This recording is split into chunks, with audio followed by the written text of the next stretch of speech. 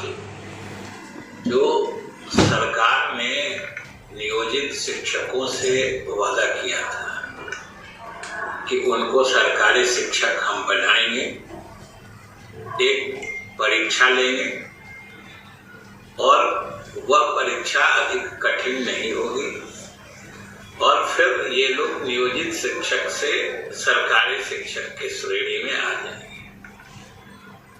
ये सक्षमता परीक्षा कुछ दिन पहले आयोजित हुई थी और आज उसके नतीजे आए जो अपने आप में प्रमाण है कि मुख्यमंत्री ने जो घोषणा की थी या मुख्यमंत्री जी ने जो शिक्षकों से वादा किया था, आज वो पूरा हुआ है कि लगभग 96% जो नियोजित शिक्षक इस परीक्षा में सम्मिलित हुए थे वो उत्तीर्ण हो गए। और उत्तीर्ण होने का मतलब कि वो नियोजित शिक्षक से सरकारी शिक्षक की श्रेणी में चले गए। और उतना ही नहीं, इससे भी ज्यादा शिक्षकों के लिए प्रसन्नता की बात होगी।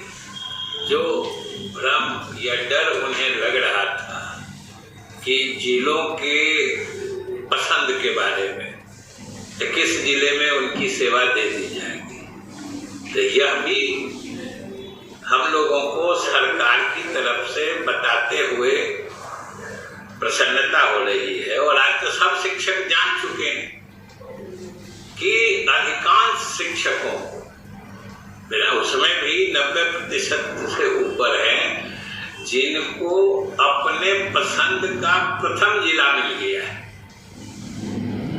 और लगभग सभी शिक्षकों को अपने पसंद का कोई न कोई जिला मिल गया है, जो 3 जिलों का पसंद उन्होंने किया था।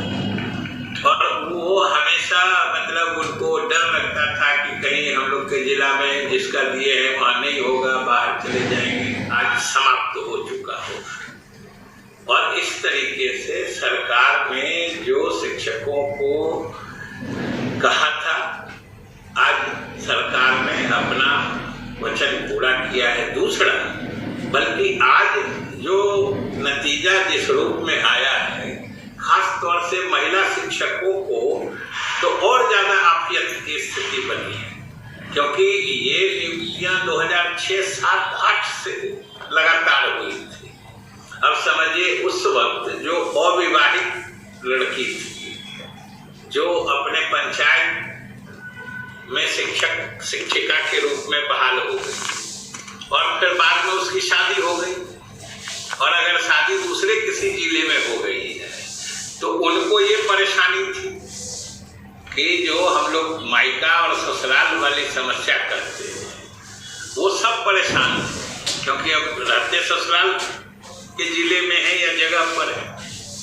उनके लिए कितनी बड़ी सुविधा हुई है कि उस वक्त नियुक्त जहां जिस जिले में हुई थी, आज वो सक्षमता परीक्षा उत्तीर्ण करके सरकारी शिक्षक बनी है, तो अपने पसंद का पहला जिला निश्चित रूप से वो अपने ससुराल वाले जिले को दिए होंगे।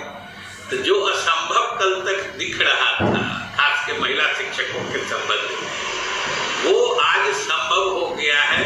ये उन सब के लिए कितनी बड़ी आफियत की बात है। और आज हम समझते हैं कि जो हमारे नियोजित शिक्षक हैं वो जरूर समझ रहे होंगे कि उनका असली हितैषी कौन है, जो उनको नियोजित शिक्षक से सरकारी शिक्षक के श्रेणी में ले आए सरकार ने। और दूसरा, इस पारदर्शी तरीके से, इस नियमित तरीके से यह कार्य संपन्न किया गया है कि किसी को इससे न कोई शिकायत है, न कोई इसको चुनौती दे सकता है। ये उनके लिए बहुत बड़े राहत और बहुत बड़े संतोष का विषय होगा।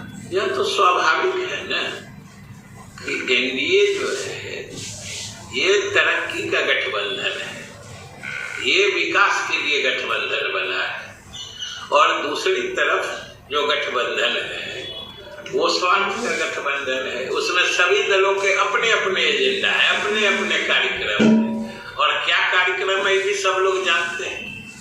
एक भी तो उसमें कानूनी दृष्टिकोण से बेदाग पार्टी है नहीं, तो सब लोग अपने अपने हिसाब से बात सोचते हैं, तो कहाँ से मैंने बंधन रह पाएगा। वो तो ऐसा गठबंधन है जो बिना बंधन के केवल गांठ ही गांठ है, बंधन ही नहीं है कोई, सब लोग अपने हैं।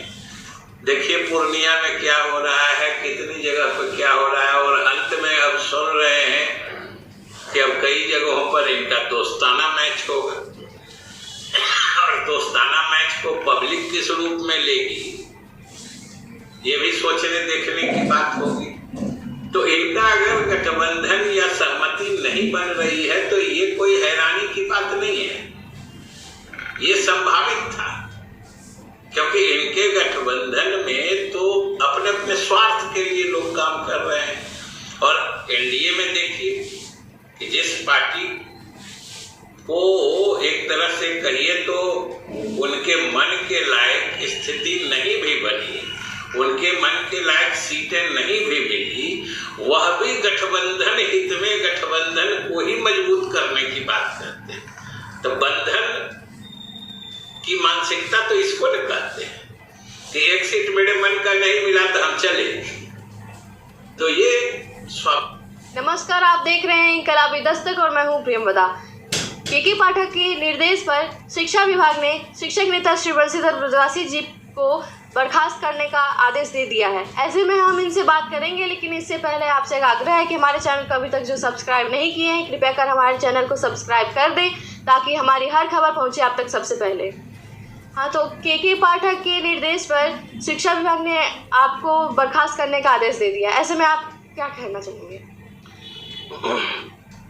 हम ओस के कतरे हैं कि बिखरे हुए मोती, धोखा नजर आए तो हमें रेल के देखो, कानों में बड़ी देर तलक गूंज रहेगी, खामोश चट्टानों से जरा बोल के देखो। केके पाठक जी के बर्खास्त कर देने से और उनके आदेश दे देने से हम डर जाएंगे और शिक्षकों की आवाज़ बंद हो जाएगी, ऐसा नहीं होगा। बर्खास्तगी के लिए अनुशंसा की गई है, नियोजन इकाई देखेगी, नियोजन इकाई पर हो सकता है प्रेशर बना के हमको डिसमिस कराया भी जाए, लेकिन शिक्षकों की आवाज़ को हम दबने नहीं देंगे। शिक्षकों को गुलाम बनाने की जो साजिश है, इस साजिश के खिलाफ हम आवाज़ बुलंद करते रहेंगे। यह लड़ाई संविधान को बचाने की लड़ाई है, लोकतंत्र को बचाने की लड़ाई है, हम इस लड़ाई को लड़ते रहेंगे। हमारे बहुत सारे साथियों का फ़ोन आ रहा है, मोबाइल हमको बंद करना पड़ गया है। मैं तमाम साथियों को हाथ जोड़कर इसके लिए मैं धन्यवाद देता हूँ, आपकी संवेदनाओं को मैं स्वीकार करता हूँ।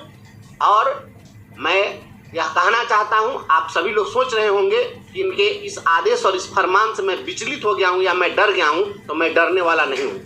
भगत सिंह को जब फांसी दी जा रही थी तो फांसी देते समय एक अंग्रेज ऑफिसर ने पूछा कि भगत सिंह बताओ तुम्हारी अंतिम इच्छा क्या है। तो भगत सिंह ने कहा मेरी अंतिम इच्छा है कि भारत माता को आज़ाद करो। उसने कहा कि असंभव नहीं है, कुछ दूसरा कुछ इसके बदले में कहना है तो कहो।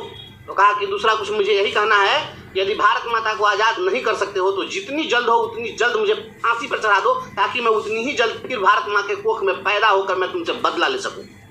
है मोगैम्बो, जान लो, भगत सिंह के इतिहास को पढ़ने और पढ़ाने वाले शिक्षक हैं हम इस तरह के कार्रवाई से डरने वाले नहीं हैं।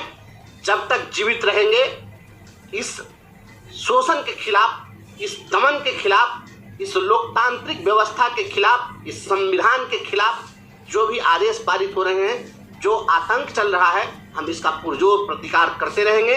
और ये निलंबन और बर्खास्तगी मैं पहले ही कह चुका हूँ, इससे डरने वाले हम नहीं हैं। पूरा शिक्षक समाज हमारे साथ है और शिक्षक समाज। तो आप लोगों ने स्पष्ट रूप से सुना कि बिहार के पूर्व शिक्षा मंत्री ने क्या कुछ बातें कही।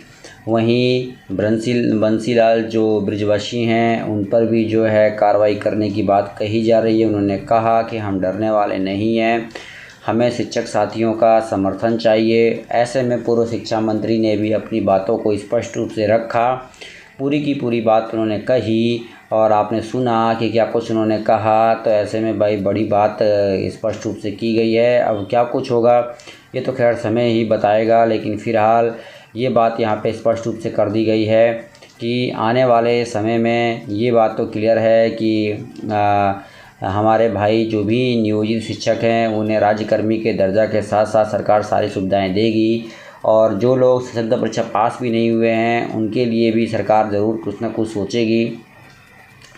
तो स्पष्ट रूप से अब देख सकते हैं कि भाई किस प्रकार से के पाठक ने एक्शन लिया है ब्रजवासी जी को हटाने के लिए, शिक्षक संघ के जो नेता हैं।